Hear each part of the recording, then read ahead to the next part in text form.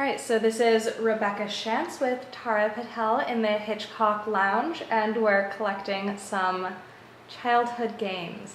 All right, so just to start out, can you just say kind of your name, your age, basic information? Okay, so my name's Tara Patel. I'm 22 and I'm from Mumbai, India. Great, so can you tell me a little bit more about where you grew up? So I grew up in the city. Initially, there weren't a lot of kids around my age to play with, but we moved to another place, and there they had like several buildings, so all of us would like pool together on like the parking lot, and just we had like, I don't know, a huge area to play in. And we used to play like hide and seek, cops and robbers, fire and ice, which is similar to cops and robbers, except you're frozen by the person who's it, and then whoever else is fire, like everyone else who's running around can come in like unfreeze you basically. Oh, cool. Some of them, yeah. All right, so wait, backtracking a tiny bit, and then I want to hear a little more about fire and ice. Okay. So can you describe your elementary school, or is that what it's called? Yeah. Okay. Yeah. So I went to the same school from nursery, which is, I think I was 2.5 when I started school, and we had like, I barely remember a lot of it, but I remember there being some kind of like nap time and like lots of time to play outside. We had like these small jungle gyms and yeah, mainly like jungle gyms and things you could like spin around on. I forget what they're called. Swings, slides, Yeah. the works. Yeah, that. And was it single sex, mixed gender? No, it was co-ed. That's the word. Yeah. All right, cool. And and then lastly, do you have any siblings? I do have a younger brother. Cool. All right, so back to fire and ice. So you started telling me some of the rules. Are there any other kind of things about how the game is played? Well, we used to just sort of pick the person who's it randomly, and like if one person got picked continuously, then we'd try and figure out other ways to get someone else to be it. But I remember that game in particular because we also played it in school. Apart from fire and ice, the cops and robbers, you'd form like a chain. So if like everyone else is a robber, the person who's it is a cop. So if he goes and catches a thief, you basically get handcuffed and you grab each other's hands, and you like form like this massive line. So like playing with 20 kids can get pretty darn crazy with such a huge group of people chasing after one person. Right. And then I guess for both of the fire and ice and cops and robbers, do you remember when or how you learned them? I'm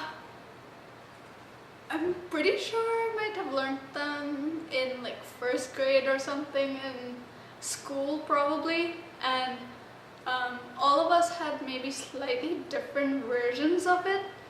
We just called it by different names, and like some would have like Hindi titles and some would have the English ones. I don't particularly remember the Hindi titles, but the English ones I do remember. That's funny. And then do you know kind of like how you learned it? Like, we probably had like some older kids teach us more than anything. Yeah. And sometimes we'd end up playing like pretend along with that, so like merging of like 3 or 4 different games, and it would be like this epic battle sort of thing going. Yeah, I definitely remember things like that. And then did everyone play, or were there specific groups of people that played more? Usually in like the building, all of us tended to play. But at school, I think it just depended on like friends who were more interested in wanting to play. I guess you'd say the more athletic ones would want to play than someone else. Yeah. But girls and boys both Girls played and it. boys both.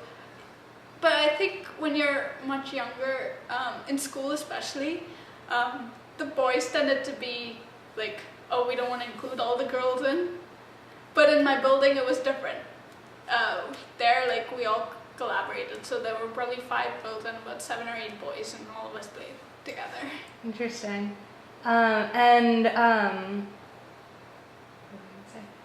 Oh yeah, so I know you said you played it kind of in the building and at school. Was that outside or inside? Yeah, it was outside. So our school had like 2 basketball courts, and the entire playground was surrounded the school.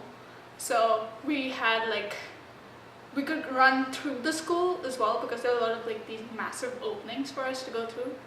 But we tended to stay outside, and once you were outside, it was impossible to tell people because everyone was in uniforms. So it was quite tricky. Alright, and then lastly, do you remember kind of why you enjoyed the game or why you played it? Honestly, I think because I got to run a lot. And it was fun, like catching people and like trying to figure out who was the fastest and not. Yeah. Great. Alright. Is there anything else you want to say, or is that...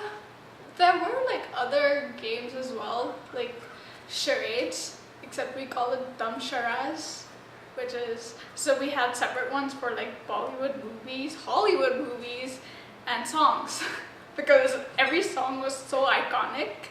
There'd be dance moves to them that people would know. So that was pretty interesting, and we had something called Chinese whispers and Japanese whispers. I know that sounds so rude, but they were fun games because you'd say something to the person next to you and it would go around in a circle, and the last person would have to repeat whatever that person heard. And the way the message turned out after like 7 people, it was insane. You couldn't make heads or tails of it from the initial sentence. So that was fun games. It's funny. Wait, what did you call charades again? Dumb charades. Can you spell? Do you know how to spell that? I'm guessing it's DUMSHARAZ. Dumb charades. Is that? Do you know what language that is? I am not sure. I think it might be Hindi, maybe a bit of Urdu. I don't know. I obviously don't know. I have no idea where this name came from, but no worries. Everyone knows it there. Okay. And how did the rules work for that? Is it similar to? It's similar to charades. So you have 2 groups.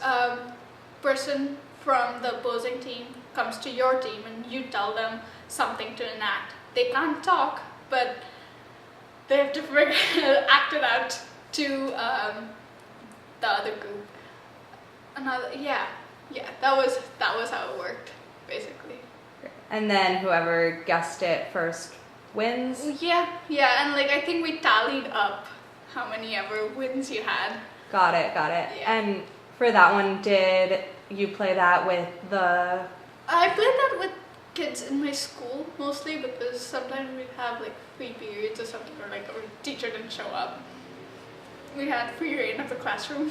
So you play that more inside, like in the classroom?